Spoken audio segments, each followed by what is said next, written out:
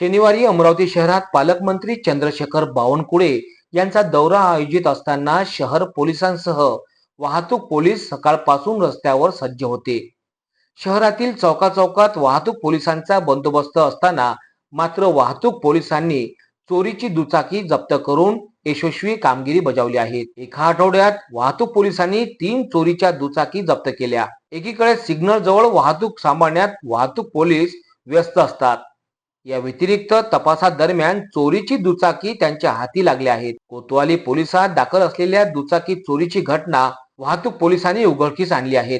शनिवार 19 जुलै चौकामध्ये गस्तीवर असताना एका चोरीची दुचाकी वाहतूक पोलिसांनी जप्त केली.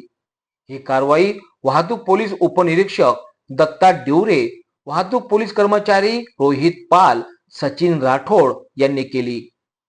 जप्त केलेली चोरीची दुचाकी पुढील तपासाकरिता सिटी कोतवाली पोलिसांच्या स्वाधीन करण्यात आली आहे.